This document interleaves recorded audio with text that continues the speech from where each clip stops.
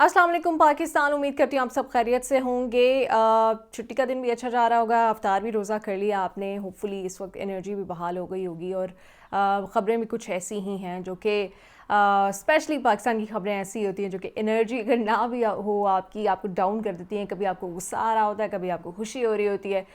तो ऐसी कुछ खबरों के साथ, ऐसी कुछ अपडेट्स के साथ मैं एक बार फिर से हाज़िर हूँ। और इमरान खान साहब के फ़ैन्स के लिए, सपोर्टर्स के लिए अच्छी खबर ये है कि इमरान खान साहब को 20 अरब देना पड़ते अगर वो एक केस हार जाते। वो केस वो जीत गए हैं। वो केस क्या, उसके ऊपर बात करूंगी। फिर जो सबसे अहम बात है, सी पैक कान पक गए हमारे सुन सुन के कि पाकिस्तान का माशी मुस्तकबिल, पाकिस्तान की तकदीर बदल देगा, पाकिस्तान को बदल देगा, पाकिस्तान रीजन में सबसे ज़्यादा इंपॉर्टेंट हो जाएगा। उस सी पैक के साथ, उस मंसूबे के साथ आखिर हम क्या कर रहे हैं और IMF ने किस तरह की शराइत रखी हैं जिसकी वजह से ये मंसूबा बिल्कुल ऐसा लगता है कि ये बैकग्राउंड में चला जाएगा। और वो जो ख्वाब दिखाए जा रहे थे पूरी पाकिस्तानी कौम को कि सी पैक के बाद दूध और शहद की जो नहरें बहना थी पाकिस्तान में, वो अब नहरें जो है वो बहती हुई नज़र नहीं आ रही। ये बात साथ ही साथ इमरान रियाज खान ने क्या सियासत में कदम रख दिया, इसके ऊपर मैं बात करने जा रही हूँ। जिन लोगों ने अब तक चैनल सब्सक्राइब नहीं किया वो चैनल सब्सक्राइब कर सकते हैं और अपना फीडबैक आप कमेंट्स में दे सकते हैं। तो सबसे पहले इमरान खान साहब के केस की बात कर लेती हूँ। एक तो उनका 18 मार्च को भी हेयरिंग है और उस पर अलीमा खान ने तमाम अरकान असम्बली को, तमाम PTI के जो लीडर्स हैं उन्हें कहा है कि अदालत पहुँचे, तो उनको पहुँचना भी चाहिए एक सॉलिडारिटी के लिए। साइफर केस का मामला है, बड़ा इंपॉर्टेंट मामला है। केस भी सेंसिटिव है और इसके ऊपर इमरान खान साहब अगर इस केस से मैं ये कह सकती हूँ कि उनको रिलीफ मिल गया तो बाकी केसेस में रिलीफ मिलना उनके लिए कदरे आसान हो जाएगा, क्योंकि ये सबसे ज़्यादा क्योंकि इसमें नेशनल इंटरेस्ट का मामला भी आ रहा है और इसमें उनके ओथ जो होता है वज़ीर आज़म का कि वो ऑब्वियसली जो कंट्री के सीक्रेट्स हैं उनको कहीं पर भी उनका जिक्र नहीं करेंगे, तो वो सारे मामलात भी आते हैं। तो ये बड़ा अहम केस है। लेकिन खैर उससे पहले इस्लामाबाद की एक मकामी अदालत ने 10 साल बाद साबिक चीफ जस्टिस इफ्तिखार मोहम्मद चौधरी के जो हद तक इज़्ज़त केस का फैसला सुनाते हुए इमरान खान साहब को इसमें क्लीन चिट दे दी है। उन्होंने 20 अरब रुपए हर्जाने का दावा किया था। उन्होंने ये इल्ज़ाम लगाया था कि 2013 का जो इंतखाब हुआ था उस पर इमरान खान साहब ने तनकीद करते हुए अदलिया के किरदार के ऊपर बड़ी उन्होंने सख्त तनकीद की थी। और आपको पता है उस वक्त के जो चीफ जस्टिस थे इफ्तिखार मोहम्मद चौधरी, उन्होंने दावा दायर किया था अदलिया के किरदार के ऊपर बात करने के ऊपर, जिसके बाद अदालत ने फैसले में कहा कि दावे के मुताबिक 27 जून 2014 के बयान में बानी PTI ने तौहीन आमेज़ अल्फाज इस्तेमाल किए। हत्ता के इज़्ज़त का दावा 6 माह 24 दिन बाद 20 जनवरी 2015 को दायर हुआ। अदालत का कहना है कि 2002 के कानून के मुताबिक 6 माह के अंदर ही दावा दायर करना ज़रूरी होता है। कानूनी तौर पर तौहीन अमेज़ बयान के 6 माह के दौरान दावा दायर नहीं हुआ। इस बुनियाद पर साबिक चीफ जस्टिस इफ्तिखार मोहम्मद चौधरी का दावा खारिज किया जाता है। ये अब एक बड़ी ही मैं ये कह सकती हूँ कि बड़ी सोचने पे मजबूर कर देने वाली ये बात है कि एक साबिक चीफ जस्टिस हो जिसको हम देखते हों कि अच्छा भाई इनसे ज़्यादा कानून तो किसी को पता नहीं होगा, वो इतने बड़े हर्जाने का दावा दायर कर रहे हों और वो भी इतनी बड़ी शख्सियत के ऊपर, और उन्होंने एक लम्हे के लिए भी नहीं सोचा कि कानून क्या है और क्या इसका इत्तलाक होगा, क्या उनको इस हवाले से कोई रिलीफ मिल पाएगा या नहीं मिल पाएगा। 10 साल ज़ाया कर दिया अदालत के उन्होंने। 10 साल एक साबिक चीफ जस्टिस ने, यकीनन वो ये जानते होंगे, वो नहीं जानते होंगे तो उनके आसपास के लोग जानते होंगे कि जब वो 6 माह के अंदर दावा दायर करना होता है, जब वो 6 माह की लिमिट एक्सीड हो रही थी तो उस वक्त किसी ने उनको नहीं बताया। 10 साल अदालत ये केसेस के ऊपर प्रोसीडिंग्स हुई होंगी, जो भी होगा अदालत का टाइम लगा होगा, कुछ भी इतने अहम नौयत के केसेस इंतज़ार कर रहे हैं, इतने इंसानी इश्यूज़ के जो केसेस हैं वो इंतज़ार कर रहे हैं, लोगों के हुकूक के केसेस इंतज़ार कर रहे हैं, लोग ख़ार हो रहे हैं अदालतों में, और इधर एक चीफ जस्टिस, साबिक चीफ जस्टिस साहब को अपने हत्ते के इज़्ज़त का दावा, और वो भी टाइम एक्सीड कर चुका था उसके बाद उन्होंने किया। तो मेरे ख्याल से इस पर उनको कोई सज़ा वगैरह भी देनी चाहिए थी कि आपने अदालत का वक्त ही बर्बाद किया है।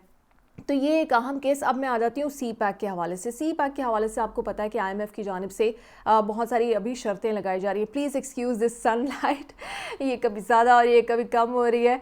और ये जो लंदन का जो सूरज है ना, ये आँख मचोली ऐसी करता है, भाई या तो एक बार आ जाओ या तो एक बार चले जाओ। एनीवे, तो IMF کی خبر بڑی امپورٹنٹ ہے. IMF نے انکوائر کیا ہے گورنمنٹ سے ان کے ڈیسیجن کے بارے میں کہ وہ چائنیز پاور پلانٹس کے حوالے سے. The IMF inquired about the government's decision on the allocation of funds for the Chinese power plants over and above the budgeted amount of rupees 48 billion for this fiscal year, said officials of the Ministry of Energy.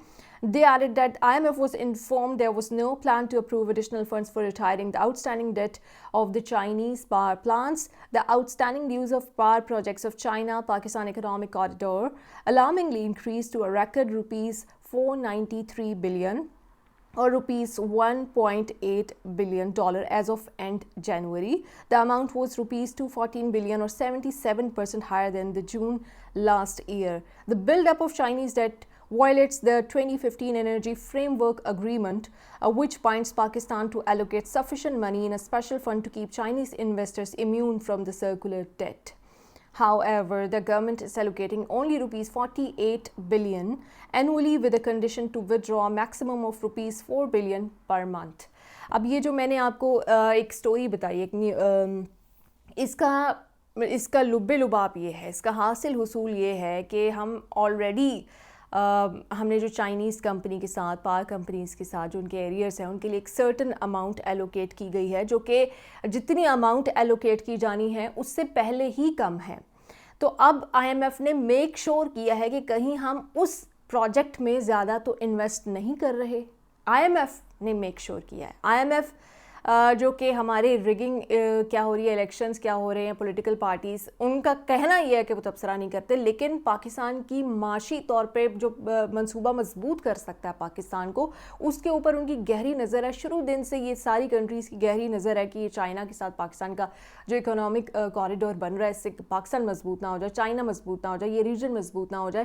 تو اس کے لیے اب آپ دیکھ رہے ہیں کہ IMF آپ کو قرضہ اس وقت دے گا جب وہ آپ کی جو میں کہہ سکتی ہوں کہ ریڑھ کی ہڈی ہے وہ جو ہے وہ ویک کر رہا ہے, کہ اگر یہ منصوبہ اگلے 10 سال 20 سال میں جا کے پاکستان کو کچھ فائدہ دے سکتا ہے, اس کو اتنا ویکن کر دو, اس کو اتنا کمزور کر دو, اس میں اتنے مسائل کھڑے کر دو, چائنا کے ساتھ مسائل کھڑے کر دو, کمپنیز کے ساتھ مسائل کھڑے کر دو, جو ہمارا آلریڈی اگریمنٹ ہوا ہوا ہے اس کو اتنا ویکن کر دو کہ یہ منصوبہ بالکل جو ہے وہ پیرالائز ہو جائے. تو IMF یہ کر رہا ہے پاکستان کے ساتھ, جہاں پہ وہ آپ کو قرضہ دے رہا ہے وہیں آپ کی خود سے اپنے قدموں پہ کھڑے ہونے والی جو جرت ہے, اور جو آپ کی سیلف رسپیکٹ ہے, اور جو آپ کی میں یہ کہہ سکتی ہوں فریڈم ہے, وہ بھی آپ سے لے رہا ہے. یہ کرتے ہیں یہ IMF. اس لیے میں کہتی ہوں کہ ان کے پاس جانے کا کوئی فائدہ نہیں, ان کو پاکستان کے عوام کا کوئی خیال نہیں ہے. اب میں آتی ہوں عمران ریاض خان کی طرف. رہا ہو گئے ہیں, انٹرویوز دے رہے ہیں. انہوں نے کہا کہ ان کے گھر کے جتنے بھی گیجٹس تھے, ان کے بچوں کی ویڈیو گیمز تک وہ بھی یہ لے گئے تھے, فون ان کے لے گئے ہیں, ان کا ریکارڈنگ کا سسٹم لے گئے, سب کچھ لے گئے ہیں. اب یہ معاشی قتل ہی ہے صحافی کا کہ وہ جس چیزوں سے ریکارڈ کرتا ہے اس کا موبائل فون سب کچھ آپ لے جاؤ, تو یہ آپ اس کا وہ کہیں کسی چینل میں جاب نہیں کر سکتا. وہ ویسے ہی آپ نے ریسٹرکشنز لگائی ہوئی ہیں ہر جگہ, ہر چینل کو آپ فون کر دیتے ہیں کہ اس کو مت رکھنا, اور اب وہ جو خود سے اگر کوئی کام کرتا ہے تو وہ بھی آپ اس کو نہیں کرنے دے رہے. تو یہ ایک صحافی کا معاشی قتل ہے. ساتھ ہی ساتھ بچوں کی ویڈیو گیمز لے جانے کا, اتنے انٹیلیجنٹ ہے, خود ہی اپنی ان کا جو انٹلیکٹ ہے وہ خود ہی ایکسپوز کر دیتے ہیں. میں کن کی بات کر رہی ہوں آپ جانتے ہی ہیں. خیر, تو انہوں نے یہ کہا ہے کہ سیاست میں آنے کا یہ کوئی مناسب وقت نہیں ہے, کیونکہ کچھ لوگوں کو لگ رہا تھا کہ وہ شاید اب سینیٹر بننے جا رہے ہیں. تو انہوں نے کہا کہ لوگ سوچتے ہیں بڑی اچھی بات ہے, لیکن وہ ابھی سیاست میں نہیں آنا چاہ رہے. اور انہوں نے یہ جو ابہام تھا کہ کیا عمران ریاض پہلے بھی الیکشن سے پہلے بھی آ رہا تھا کہ PTI کی طرف سے کینڈیڈیٹ ہوں گے, یا اب آ رہا تھا کہ شاید سینیٹر بن جائیں, وہ سینیٹر یا سیاست میں ابھی فی الحال نہیں آنے جا رہے. یہ بات انہوں نے کلیئر کر دی. اسد علی طور واپس آ گئے, that's again a good news. اور یہ تھی آج کی پاکستان کی ہائی لائٹس. میں نے سوچا آپ کے ساتھ اپڈیٹس شیئر کروں. دعاؤں میں یاد رکھیے گا. پاکستان زندہ باد.